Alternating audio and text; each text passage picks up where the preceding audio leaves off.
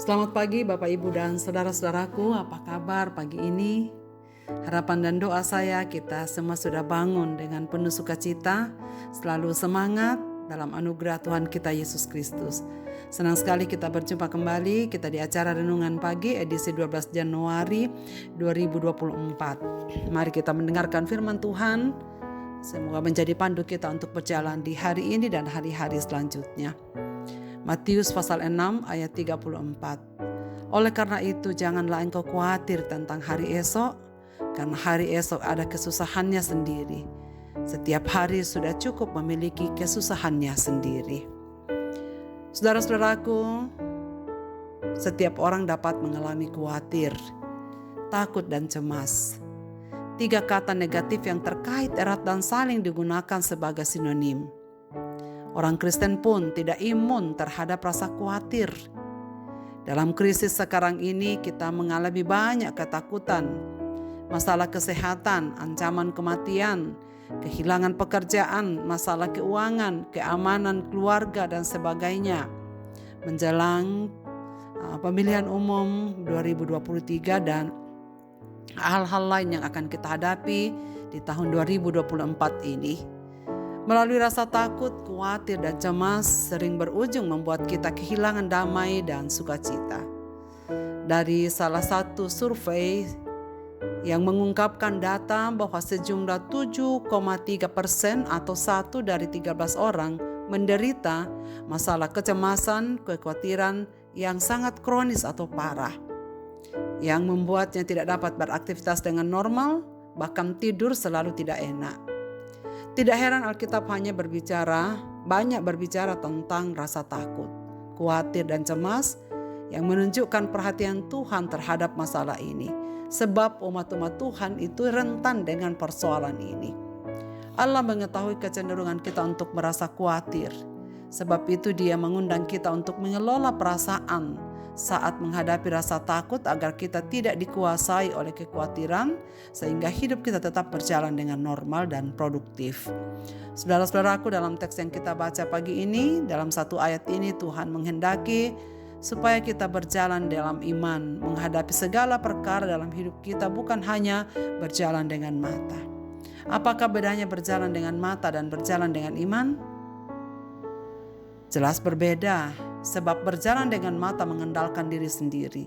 Apa yang ada di dalam pikiran kita, bahkan apa yang ada di depan kita, yang terlihat oleh mata kita. Kekuatan, hikmat, dan kejelian melihat di depan mata, itulah arti berjalan dengan mata.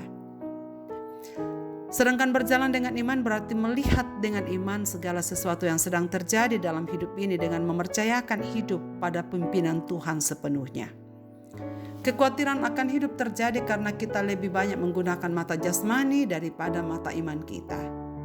Memang apa yang kita lihat di dunia ini, misalnya saja gempa dan bencana alam yang terjadi di mana-mana, kerusakan bumi yang menjadi-jadi, perang, sakit penyakit, berbagai ancaman global dan lokal yang tidak bertambah baik, membuat kekhawatiran menjadi hal yang sangat wajar. Tidak heran saudara-saudaraku kalau akhirnya kita berupaya untuk mengamankan diri kita sendiri dari apa yang kita khawatirkan. Padahal seberapa daya kita, Tuhan Yesus mengingatkan bahwa kekhawatiran kita tak bisa menolong kita untuk menyelesaikan masalah. Malah kekhawatiran bisa melumpuhkan kita, membuat kita semakin tenggelam, bahkan meragukan Tuhan. Justru Tuhan mengingatkan kita bahwa Dia Maha Kuasa dan sangat peduli dengan kita. Jauh melampaui kepeduliannya atas ciptaan yang lain. Karena Dia peduli atas hidup kita, maka kita tidak perlu khawatir. Dengan kacamata iman kita bisa melihat hal-hal yang utama yang perlu dipikirkan dan dikerjakan dalam hidup ini, yaitu mencari kerajaan Allah dan kebenarannya. Carilah dahulu kerajaan Allah dan kebenarannya, maka semuanya akan ditambahkan kepadamu. Perkara makan, minum, pakai, dan masa depan kita itu sebenarnya mengikuti dari upaya dan kesetiaan kita terhadap mencari kerajaan Allah lebih dahulu. Mencari kerajaan Allah adalah menerima dan tunduk pada kedaulatan Allah sebagai Raja.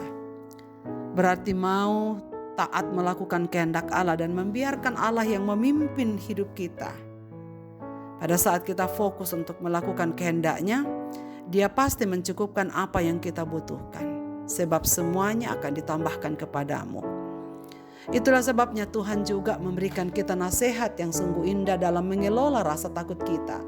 Dalam Filipi pasal 4 ayat 6 dikatakan, janganlah hendaknya kamu khawatir tentang apapun juga, tetapi nyatakanlah dalam segala hal keinginanmu kepada Allah dalam doa dan permohonan dengan ucapan syukur. Kalau demikian, saudara-saudaraku, apakah yang sedang kita khawatirkan sekarang ini?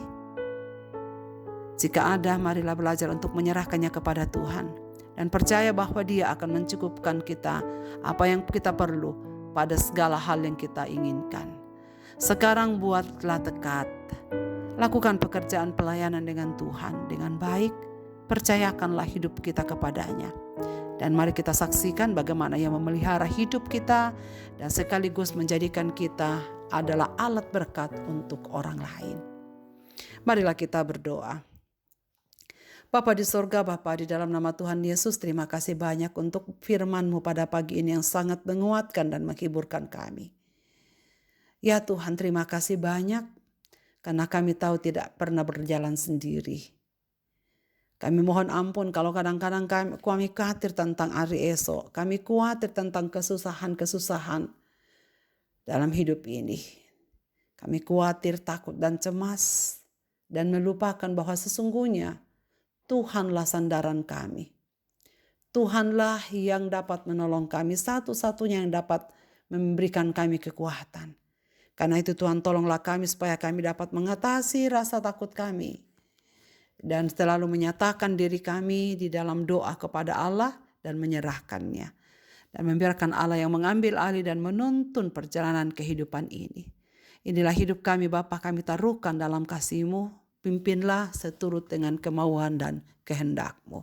Segenap pendengar renungan pagi ini dimanapun mereka berada, dalam segala keadaan mereka ya Tuhan, Engkau yang melihat semua yang sedang terjadi dalam hidup mereka. Mereka yang sedang bergumul dengan berbagai-bagai persoalan hidup mereka. Rumah tangga, persoalan ekonomi, persoalan pekerjaan, anak-anak dan lain-lain. Kami serahkan dalam tangan Tuhan. Mereka yang sedang berduka cita Tuhan hiburkan. Dan mereka yang sedang menghadapi berbagai-bagai sakit penyakit, Tuhan berikan kekuatan dan kesembuhan.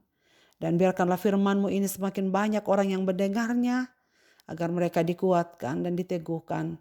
Kami tidak akan mungkin bisa menyelesaikan persoalan kami.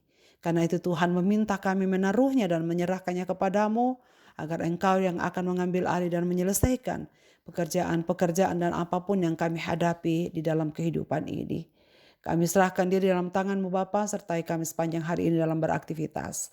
Sertai umat-umat Tuhan, sertai bangsa dan negara ini menjelang pemilihan umum tanggal 14 Februari yang akan datang. Tuhan berkatilah seluruh umat-umat-Mu, gereja-Mu, saudara-saudara seiman, dan keluarga kami dimanapun mereka berada pada hari ini. Berkatilah mereka ya Tuhan, dan sertailah apa yang mereka akan kerjakan. Ke dalam tangan kasih-Mu Bapa, kami serahkan hidup ini. Amin. Selamat beraktivitas Bapak, Ibu, dan saudara-saudaraku. Tuhan Yesus memberkati kita sekalian.